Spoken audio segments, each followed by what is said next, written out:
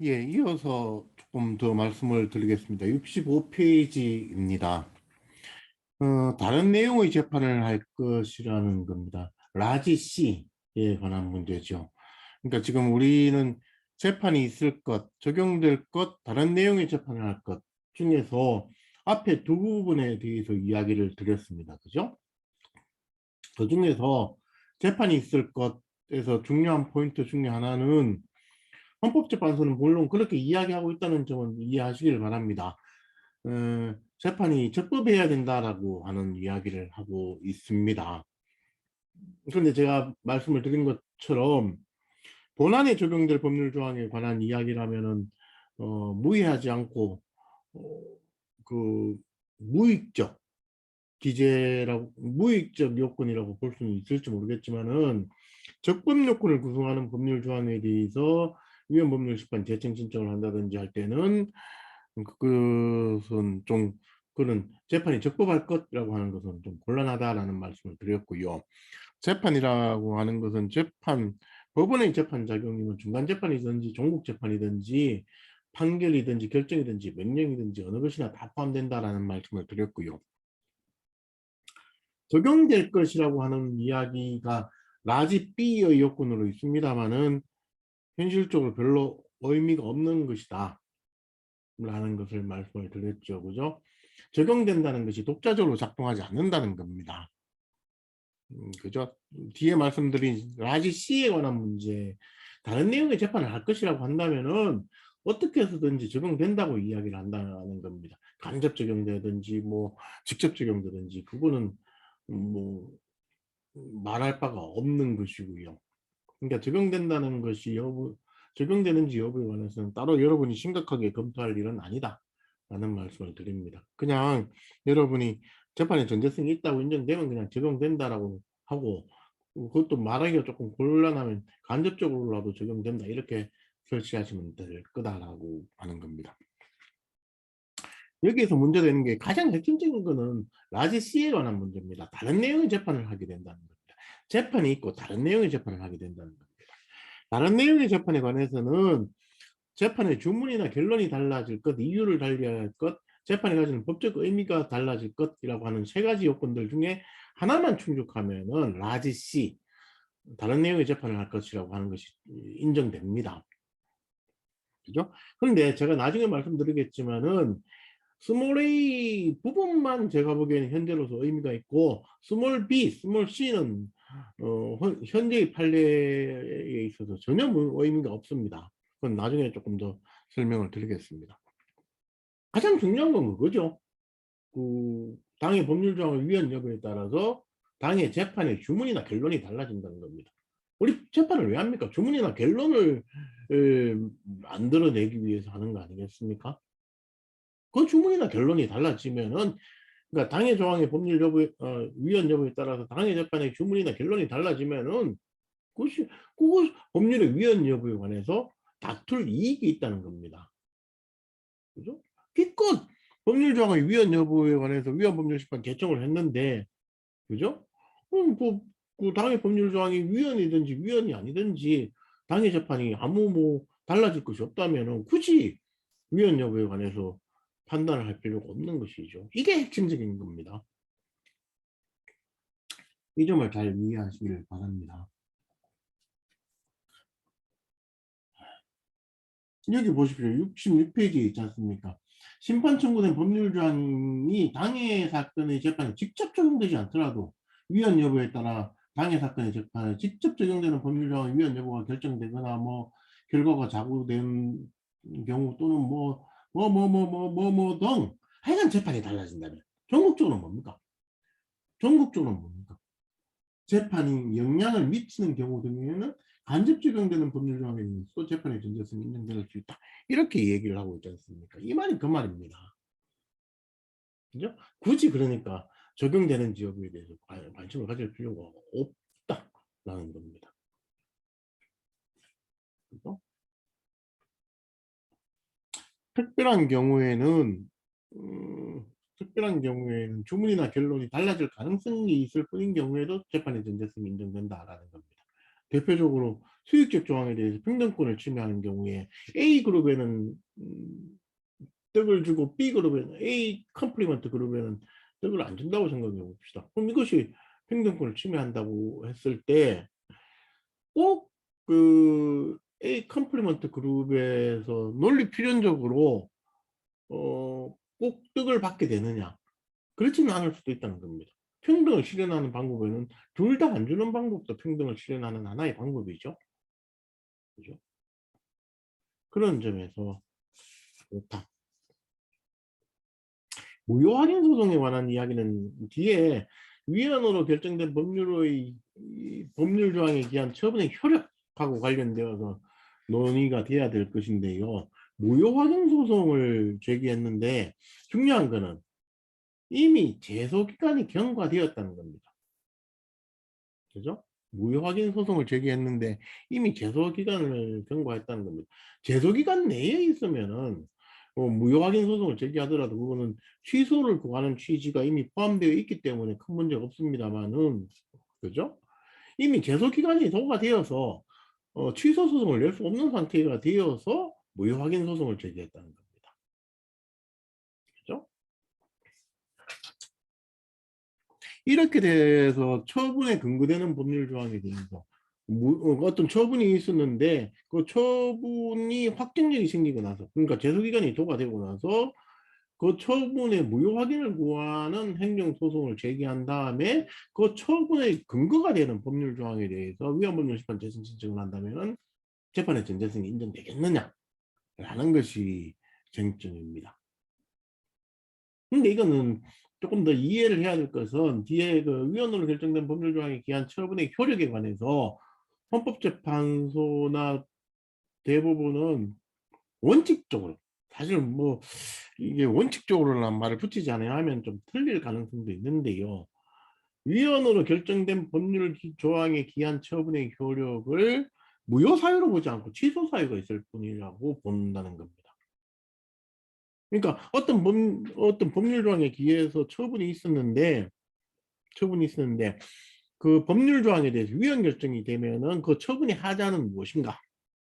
그 처분의 하자는 무효 사유, 무효인가? 취소할 수 있음에 그치는 것인가? 라는 것에 관해서 헌법재판소나 대법원은 취소할 수 있을 뿐이다. 무효 사유는 아니다. 라고 한다는 겁니다. 이거 굉장히 중요합니다. 이거는 법률에 기한 그 법률의 위헌 결정의 효력을 이해하는 데 있어서 가장 중요한 문제입니다.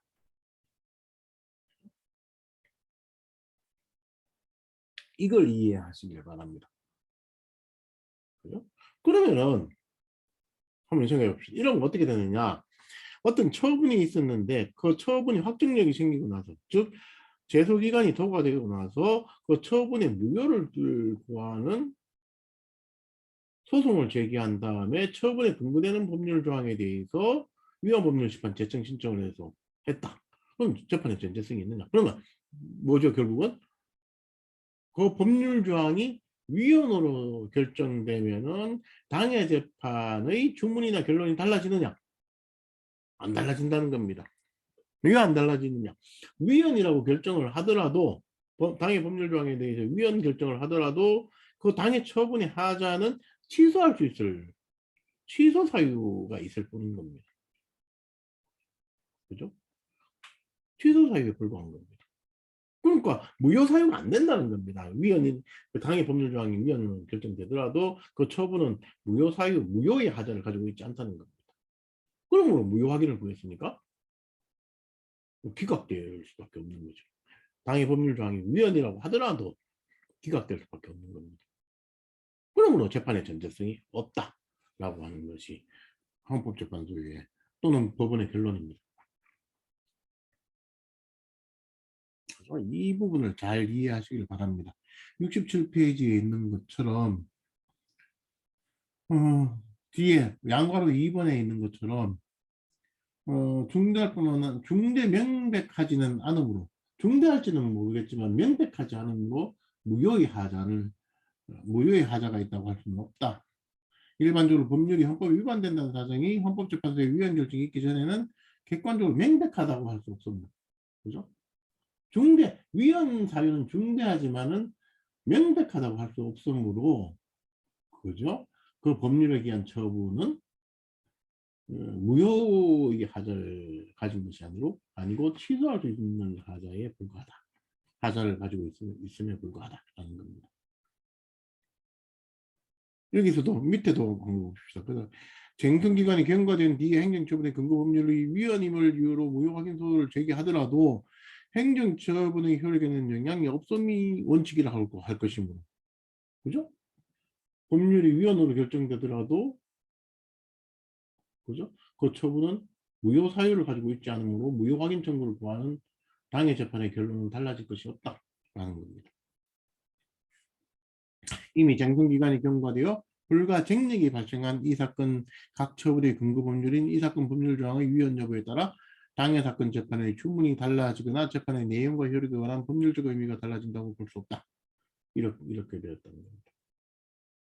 이건 상당히 중요한 판례입니다. 그다음 부당이득 반환 청구 소송이 있는데, 그죠? 처분의 근거가 되는 법률 조항에 대해서 위헌 법률 심판 재청 신청을 한다면 재판의 존재성이 인정될 수 있을까? 이 말입니다. 그러니까 그 예를 들어서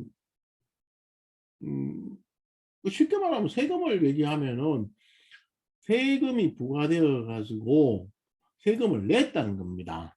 냈는데 뭐 경위는 어떻게 되었는지 불문하고 당해 처분에 관해서 확정력이 생겨버렸다. 확정력이 생겨버려가지고 이제 그 당해 처분을 다툴 수가 없게 되었다라는 겁니다. 그죠? 그런데 이 사람이 그래? 그러면 부당이득 반환 청구 소송을 내자. 민사소송으로 부당이득 반환 청구 소송을 낸 겁니다.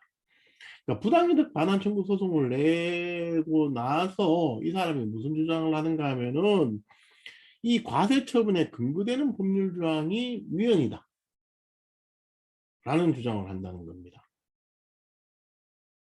그죠? 과세 처분에 근거되는 법률 조항이 위헌이다라는 주장을 한다는 겁니다. 그러면 이 경우 재판의 전제성이 인정되겠느냐라는 겁니다. 여기에서 중요하게 다루어질 것은 위헌인 법률에 기한 처분의 하자가 뭐다?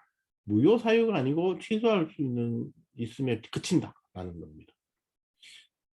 그 처분의 무효 사유는 누구라도 주장할 수 있습니다. 어떤 절차에서도 제소기간의 제한도 없이 주장할 수 있습니다. 만약에 그 위헌인 법률에 기한 처분이 있고 나서 나중에 부당이득 반환 청구 소송을 했다는 것인데, 만약에 위헌인 법률에 기한 과세 처분의 하자가 무효 사유라고 한다면은 민사법원에서도 무효 여부를 판단할 수 있습니다. 그죠? 그러니까 법률이 위헌이면은 이 과세 처분이 무효가 된다. 그러면 민사법원에서 그 과세 처분이 무효라는 것을 선언하고 부당이득 반환 청구를 인용할 수 있다는 겁니다. 그죠? 그런데 취소할 수 있는 사유에 불과한 경우에는 취소할 수 권한 있는 기관에 의해서 취소되기 전에는 취소되기 전까지는 그 처분이 유효한 것으로 봐야 됩니다. 그것을 뭐라고 합니까? 행정법상 공정력이라고 얘기를 하는 것이죠. 공정력. 그러면은 그 공정력을 파회하는, 그죠? 취소 결정은 누가 할 수 있습니까? 할 수 있는 기관은 정해져 있습니다. 누가? 당해처분청. 그죠? 당해처분청. 그 다음에 행정심판위원회는 처분을 취소할 수 있는 권한이 있습니다. 그죠? 그 다음에 행정법원. 그죠? 또 행정법을 하시는 선생님들이 매우 간과하는 부분 중에 하나는 헌법재판소도 당해 처분을 취소할 수 있습니다. 어디에 있습니까? 헌법재판소법 75조 3항에 따르면 처분을 취소할 수 있는 권한이 헌법재판소에 있습니다. 그러니까 이 네 개의 기관이 아니면은, 그죠? 공정력이 있는 처분을 취소할 수 있는 권한이 없다. 그러니까 다시 한번 봅시다. 처분청, 행정심판위원회, 행정법원, 헌법재판소. 또 민사법원은 처분할 수 있는 권한이 없죠. 처분을 취소할 수 있는 권한이 없지요. 권한이 없는 겁니다. 그죠? 그럼 어떻게 해야 된다? 당의 처분이 유효함을 전제로 해야 된다. 그죠? 당의 처분이 유효함을 전제로 해야 된다. 처분할 수 있는 권한이 없고, 또 만약에 그러니까 위헌인 법률에 기한 처분이 무효라면은 그러니까 당의 민사부분도 무효 여부를 판단할 수 있는데, 위헌인 법률에 기한 처분이라는 사유는 무효 사유가 아니다. 취소할 수 있는 사유에 불과하다. 그죠? 이 점을 잘 기억하시길 바랍니다.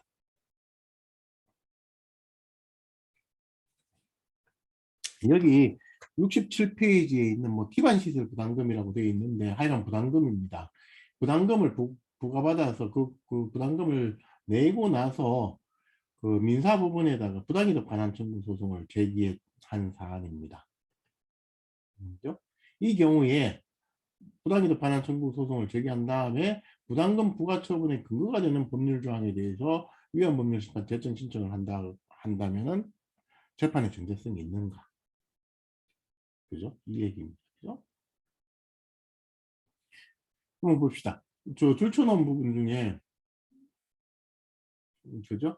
행정처분이 위법하더라도 하자가 중대하고 명백하게 당연무효라고 보아야 할 사유가 있는 경우를 제외하고는, 그러니까 당연무효의 사유가 있으면 민사법원도 무효 여부를 판단할 수 있다. 그죠? 그 얘기를 하는 겁니다. 제외하고는 그 하자를 이유로 무단히 그 효과를 부정하지 못한다. 행정처분의 하자가 취소 사유에 불과한 때에는 취소되지 않는 한 그 행정처분은 계속 유효하다고 할 것이므로, 이게 공정력이 있다고 할 것이므로, 공정력이 있으므로 이런 말입니다. 그죠?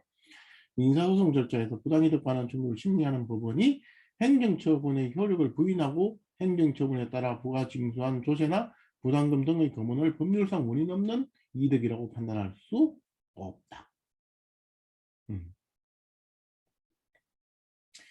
행정청이 행정처분을 한 후에 헌법재판소가 그 근거법률을 위헌을 결정한 경우에도 결과적으로 그 행정처분은 법률의 근거가 없이 행하여진 것과 같은 것으로 되어서 하자 있는 것이 되긴 하지만, 일반적으로 법률이 헌법 위반되는 사정이 헌법재판소의 위헌 결정이 있기 전에는 객관적으로 명백하다 할 수는 없으므로 특별한 사정이 없는 한 이러한 하자는 행정처분의 취소 사유에 불과할 뿐 무효 사유에 해당되지 않는다.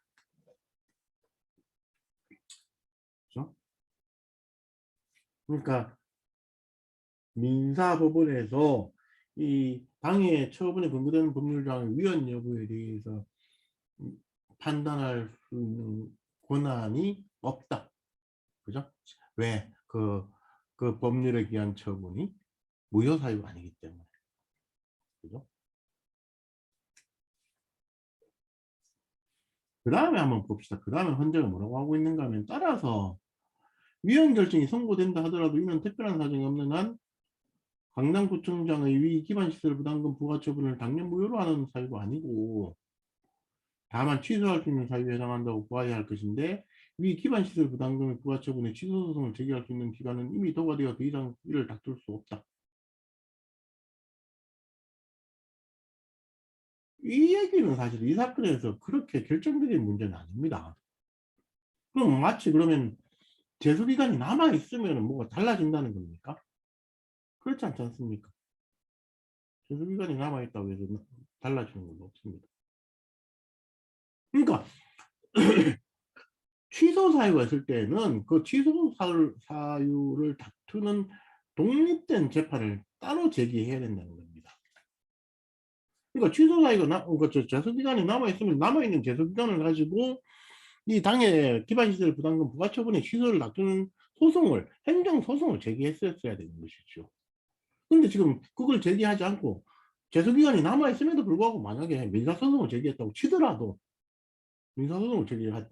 제소기간이 남아있다고 하더라도 민사부분은 취소할 수 있는 하자가 있는지 여부를 판단할 수 있는 권한이 있다 없다? 없다.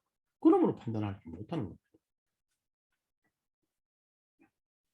그런 점을 조금 생각해 보시면서 이 결정을 한번 읽어 보시길 바랍니다. 그죠?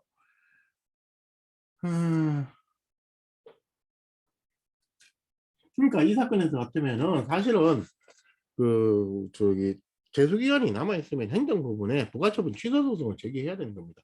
부가처분 취소 소송을 제기하고 그, 그 취소 소송에서 승소하면은 법원이 당연히 돌려줄 거고, 승소했는데도 법원이 만약에 그 부담금을 안 돌려준다. 뭐 그런 경우는 흔히 있는 일은 아닙니다만은 그 경우에는 부당이득 반환 청구 소송을 해야 되겠죠. 그죠? 근데 만약에 이게 무효사유라고 한다면, 위헌인 법률에 의한 처분이 무효다라고 한다면은 굳이 행정소송을 제기해서 무효 확인 청구를 하지 않더라도 민사법원에 부당이득 반환 청구를 하더라도 그죠? 인용되어질 수 있다. 법률이 위헌이라는 거죠. 이게 달라진다는 겁니다. 그러니까 뭐가 중요하다? 위헌인 법률에 기한 처분의 하자가 취소 사유에 불과하다라는 것이 핵심적인 내용입니다. 그다음 국가배상 소송인데요. 그죠? 이게 이 사람이 뭡니까? 청구인은 변호사인데 수입에 관하여 소비할선 또는 뭐 이런 걸로 인해 가지고 뭘 받았습니까? 변호사법 위반으로 벌금 3천만 원 판결이 확정되어서 그 무렵 확정되었습니다. 근데 이 사람 청구인이 위헌인 법률에 기해서 자기를 기소했다라고 주장을 하면서 손해배상 청구 소송을 제기한 겁니다. 그죠? 국가배상 소송을 제기한 것이죠. 그러니까 그 국가배상 소송을 제기한 다음에 자기의 유죄 판결의 근거가 되는 변호사법 조항에 대해서 위헌법률심판 제청을 신청했다는 겁니다. 이 경우에 그러면은 재판의 전제성이 인정되겠는가? 그럼 여기서 있는 70페이지에 있는 심판의 대상이 되는 변호사법 요 조항이 그러니까 위헌인지 여부에 따라서 당해 국가배상 사건의 주문이나 결론이 달라지겠는가? 라는 겁니다. 안 달라진다는 겁니다. 그죠? 왜 안 달라집니까? 검사가 기소를 할 때는, 그죠? 당해 변호사법을 보고 기소를 했을 거 아닙니까? 어떻게, 이 법률 조항이 일단 위헌이 아니라고 보고 이걸 기소를 한 것이죠. 그런데 거기에 어떤 과실이 있느냐? 없다는 겁니다. 고의 과실이 없다는 겁니다. 그죠? 그러니까 이게 옛날에 문제가 된 공무원은 뇌가 없다. 라는 문제와 관련되는 것인데 법률이 이것이 범죄라고 되어 있으니까 검사는 이것을 위헌이 아니라고 믿고 기소를 했다는 겁니다. 그죠? 이것을 위헌 여부를 검토할 의무가 국가기관인 검사에게 없다는 겁니다. 가사 이게 법률이 변호사법 조항이 위헌으로 결정된다고 하더라도 고의 과실을 인정할 수 없다라는 겁니다. 그러니까 국가배상이 인정되기 위해서는 고의 과실이 필요하지 않습니까? 근데 그 고의 과실이 인정되지 아니하므로 국가배상 청구를 인용할 수 없다. 이게 위헌인 법률이라고 하더라도 변호사에게 고의 과실이 인정되지 아니하므로, 그죠? 이게 이제 뭐 좀 심각하게 얘기하자면 국가배상법 조항의 어떤 근본적인 문제지요. 국가가 국민에게 뭔가 그 손해를 가했는데도 국가에게 고의 과실이 없으면 배상 책임이 없다라고 본다는 겁니다. 그죠? 이게 국가배상법에서 상당히 행정법에서는 상당히 큰 논점으로 다루어지고 있는 걸로 저는 알고 있습니다만은, 그죠? 다시 한번 정리를 해봅시다.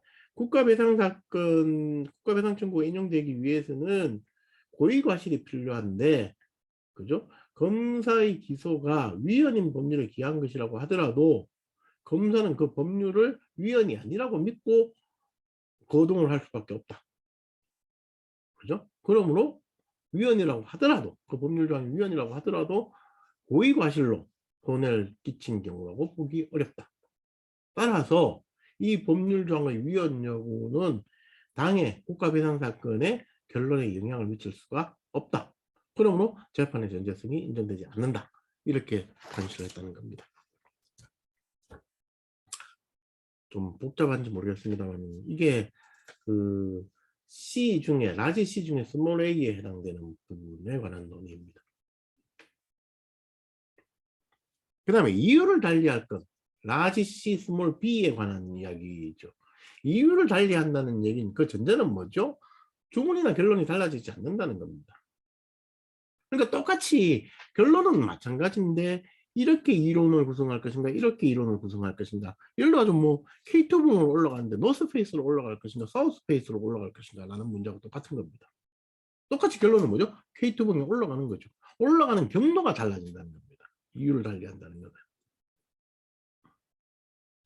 근데 사실은 헌법재판소가 어떤 법률 조항의 위헌 여부를 재판하는데 어떤 장애 사건의 이유가 달라진다는 이유로 위헌 여부를 판단할 필요가 있겠습니까? 국가 공권력의 낭비죠. 그죠?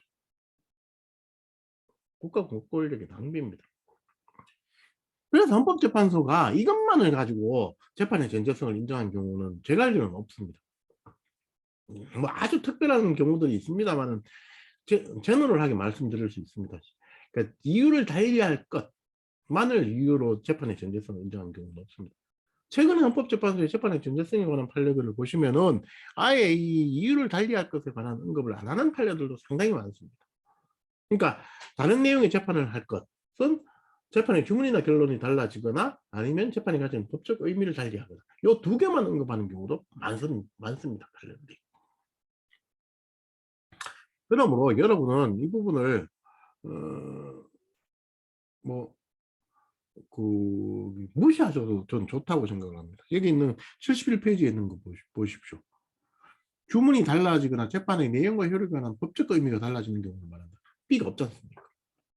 이유를 달리하는 경우가 없는 겁니다. 무시하시면 됩니다.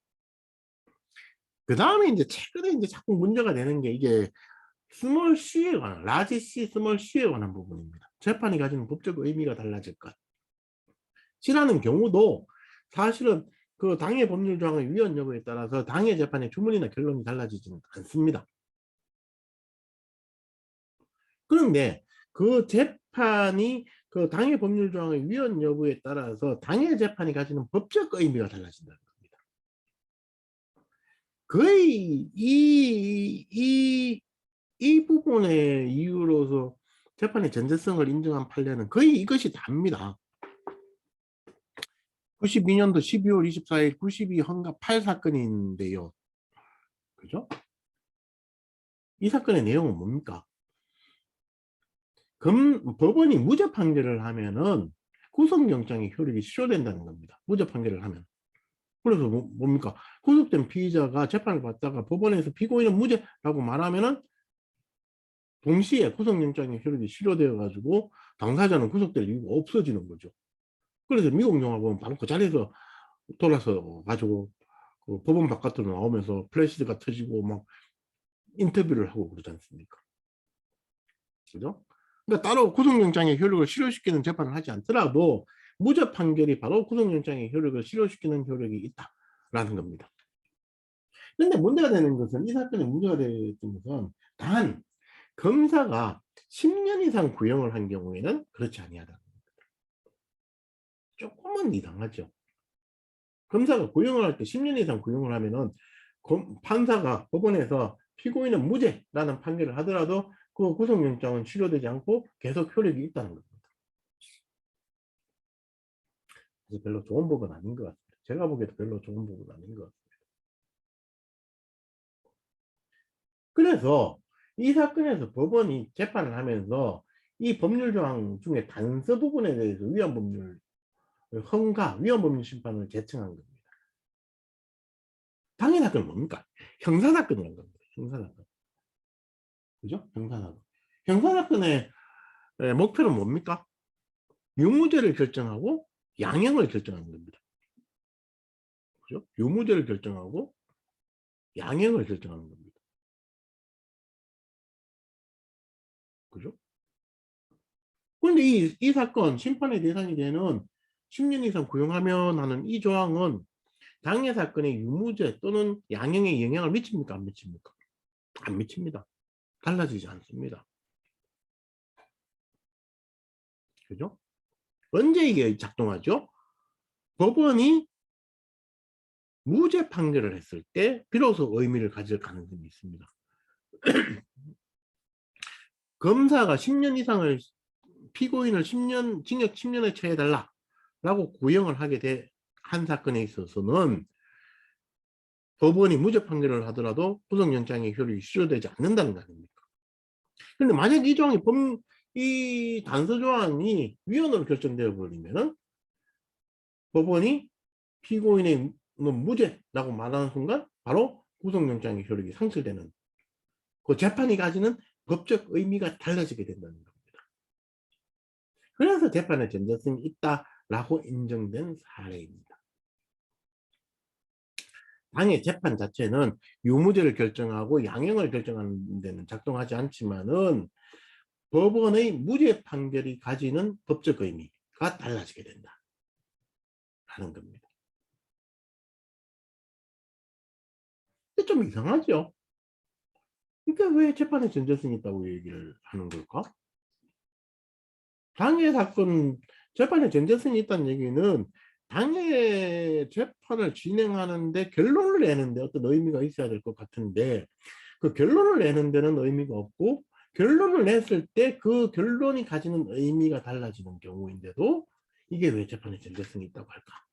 이런 의문이 있는 겁니다. 이 사건의 경우를 봐도 약간은 이상한 생각이 드는 거죠. 그런데 그 뒤에는 헌법재판소는 누차에 걸쳐서 이 경우에는 재판의 전제성이 없다라고 한 겁니다. 근데 재판의 전제성이 없다라고 하면서 그 이유를 재판이 가지는 법적 의미가 달라지는 경우는 재판의 전제성을 중에 하나인 그 다른 내용의 재판을 할 것에 해당되지 않는다. 다른 내용의 재판을 할 것에 해당된다고 보는, 그죠? 하나의 요소로서 재판이 가진 법적 의미가 달라질 것이라는 요소를 빼겠다, 이렇게 말을 하지 않았다는 겁니다. 이게 좀 특별한 건데요. 그렇게 말을 하지 않고, 그러니까 제가 말씀드리는 라지 C, 스몰 C는 이제 그 재판의 전제성에 관한 요건에서 빼겠다, 이렇게 해버리면 가장 간명할 것 같은데, 이렇게 하지 않고 이 경우에는 라지 B, 당해 법률조항이 당해 사건에 적용되지 않는다라고 했다는 겁니다. 이게 아주 독특한 이론인데요. 여기 있는 것처럼 한번 보십시다. 73페이지에 있는 이 판례는 뭡니까? 이 사람이 강제추행죄로 기소됐습니다. 그런데 이 강제추행죄로 유죄 판결을 하면은, 유죄 판결이 확정되면 어떤 효과가 생기죠? 신상공개 대상자가 된다는 겁니다. 신상공개. 유죄 판결이 되면은 바로 유죄 판결이 바로 어떤 의미, 신상공개 대상자로 만드는 의미를 가지게 된다는 겁니다. 그런데 이 사람이 뭘 했습니까? 이 강제추행죄 사건 계속 중에 뭘 했다? 강제추행죄 사건 계속 중에 이 유죄 판결이 확정되면 신상공개 대상자로 되도록 하는 이 법률 조항에 대해서 뭐 위헌법률심판 재청 신청을 했는지 안 했는지 모르겠는데 법원이 그 법률 조항에 대해서 헌법재판소에 위헌법률심판을 제청한 겁니다. 이 심판의 대상을 한번 보십시오. 유죄 판결이 확정된 자는 신상공개 등록 대상자가 된다. 그런 거죠. 그렇죠? 이 조항이 당의 이 강제추행죄 사건의 결론에 영향을 미칩니까? 안 미칩니까? 안 미칩니다. 그죠? 여기 뭐라고 했습니까? 법원은 뭐라고 재청 이유를 달았는가 하면 재판의 결론인 판결의 중이 달라지지는 않는다 하더라도 유죄 판결의 실질적 효력의 차이가 있게 되어서, 그러니까 재판이 가지는 법적 의미가 달라지게 되어서 재판이 전됐습니다. 이렇게 얘기를 한 겁니다. 그죠? 라지 C, 스몰 C에 해당되는 거. 이렇게 얘기를 한 겁니다. 그런데 헌재는 뭐라고 했습니까? 심판 대상 조항은 성폭법상 유죄 판결이 확정된 자를 신상정보 등록 대상자로 정하고 있는 것이고, 이 심판 대상 조항은 당해 사건 재판의 결론 및 그 확정 여부에 의해서 비로소 적용되는 것일 뿐, 유죄 판결이 확정되기 전 단계인 당해 사건의 재판에 적용된다고 할 수 없다는 겁니다. 적용된다고 할 수 없다. 뭐 주문이 달라지지 않는다는 말하고 거의 같은 겁니다. 그죠? 조금 복잡하긴 합니다만. 그래서 헌법재판소는 이 라지시 스몰C에 관한 사건은 이제 없습니다. 라지시 스몰C로서 재판의 전제성이 인정될 수 있는 판례는 이제 없는 겁니다. 여기에 유사한 판례들이 몇 개들이 있죠. 최근 지난해 판례입니다만, 지난해 이 21년도 12월 23일 날 2018 헌바 152 사건입니다. 작년도 12월 달에 선고된 2018 헌바 152 사건도 요 경우에 해당하는데 재판의 전제성이 없다, 적용되지 않는다라고 한 겁니다. 이게 뭡니까? 자주 문제가 되는 거죠. 선거범죄에서 벌금 100만 원 이상의 형을 선고받으면 당선이 무효되도록 돼 있죠. 우리 공직선거법에는요. 그죠? 그러니까 여러 선거범죄에서 벌금 100만 원이 되느냐 안 되느냐가 당선된 사람들한테는 엄청나게 영향이 큰 겁니다. 벌금 90만 원 하면 당선이 그대로 효력을 가지고, 벌금 100만 원 하면 효력이 없으니까 당선이 무효로 되는 겁니다. 그러니까 굉장히 크죠. 그죠? 그런데 선거범죄의 유무죄를 다투는 사건에서 100만 원 이상의 형이 확정되면 당선이 무효로 된다 라는 이 법률 조항에 대해서 위헌법률심판 제청 신청을 한다면은 그 재판의 전제성이 인정되겠는가 라는 겁니다. 다시 말씀드리지만은 당선이 무효된다는 것은 당해 벌금 100만 원 이상 선고되면 당선이 무효된다는 것은 당해 선거범죄 사건의 유무죄를 가르는데 또는 양형을 가르는데 영향을 미치지 않습니다. 그런데 여러분 생각해 보시면은 사실상 영향을 미치지 않느냐. 벌금 100만 원 이상 선고되면 당선이 무효로 되니까 법원은 벌금 100만 원 이상을 선고할 것인가의 여부를 무엇까지도 생각해야 되는가 하면은 이 사람의 당선을 무효로 시킬 것인가 라는 것까지도 생각하면서 사실은 양형을 결정할 수밖에 없습니다. 사실상. 근데 그건 규범적인 건 아닙니다. 규범적인 건 아니죠. 법원에게 허용한 권한은 뭔가 하면은 유무죄를 정하고 그 벌금을 정하면은 그 다음에 법의 규정에 의해서 당선이 무효되고 안 되는 것이지, 법원이 당선을 무효시키고 안 시키고를 결정하라고 한 권한을 주지는 않았습니다. 그러니까 사실은 벌금 100만 원 이상의 형이 선고되면 당선이 무효된다는 그 법률 조항은 법원이 몰라야 되는 조항이죠. 법원이 몰라야 되는 조항이죠. 근데 이게 작년도 12월 23일에 선고된 이 사건에서도 그 당의 법률조항 100만 원 이상 형이 선고되면은 당선이 무효로 된다는 법률조항은 당의 선거범죄 사건에 적용되지 않는다. 라지 B가 부인된다. 그러므로 재판의 전제성이 없다. 이렇게 판시를 했다는 겁니다. 이제 라지 C 스몰 C 사건은 이제 없다고 보시는 게 맞습니다. 74쪽에 있는 재판의 전제성에 관한 정리인데요. 사실 이 부분은 결국은 예를 들어 우리 75페이지에 있습니다만은 A and B and C가 다 충족되면 재판의 전제성이 인정된다라고 했는데, 이걸 플러스면은 요 세 가지로 볼 수 있다는 거죠. A and B and large C small a, O와 A and B and large C small b, 뭐 이렇게 세 가지로 나누어 볼 수 있다는 건데, 그런데 중요한 건 뭐다? 두 번째, 세 번째로서 재판의 전제성이 인정되는 경우는 없다. 이것이 중요한 겁니다. 두 번째, 라지 C, 스몰 B로서 이유를 달리하는 경우로서 재판의 전제성이 인정되는 경우는 없다라고 제가 말씀을 드렸죠. 그 다음에 라지 C, 스몰 C가 남아있기는 하지만은 이 경우에는 적용되지 아니한다. 라지 C, 스몰 C에 해당되는 경우에는 적용이 없다는 이유로 헌법재판소가 지속적으로 재판의 전제성을 부인하기 때문에 두 번째, 세 번째 전부 다 재판의 전제성이 인정되는 경우는 없습니다. 그럼 남아있는 건 뭐냐? 재판이 있을 것, 적용될 것, 다른 이제 주문이나 결론이 달라질 것. 이것만 남아있다는 겁니다. 그죠? 그런데 조금 더 나아가서 생각을 해보면은 재판의 주문이나 결론이 달라지면은 당연히 뭐가 적용될 것, 적용된다고 헌법재판소가 본다는 겁니다. 그죠? 무슨 말인지 아시겠습니까? 그럼 결국은 여러분이 규범적으로 재판의 전제성이 인정되는가 하는 것을 판단하는 기준은 A, 재판이 있을 것, 위헌 여부에 따라서 주문이나 결론이 달라질 것. 요 두 개만 판단하면은 재판의 전제성에 관한 판단은 전부 다 이루어지는 거다. 이것이 제 재판의 전제성에 관한 결론입니다. 그러니까 헌법재판소가 무지 이들 복잡하게 이야기를 하고 있습니다만은 재판이 있고 그 법률 조항의 위헌 여부에 따라서 재판의 주문이나 결론이 달라진다면은 재판의 전제성이 있다. 이렇게만 판단하면 된다는 겁니다.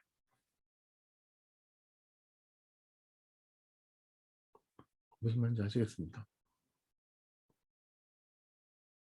사실 이 부분에 대해서는 제가 따로 논문을 쓴 것도 있고 제가 헌법재판소에 가서 이 부분에 관해서 발표도 했었습니다. 연구관들하고 재판관 한 분이죠.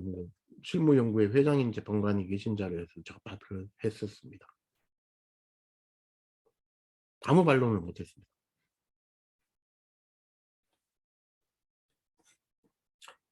여기까지만 하고 마치겠습니다. 너무 시간이 많이 가가지고요. 특수문제 등은 다음 시간에 다시 설명을 드리겠습니다. 고생하셨습니다.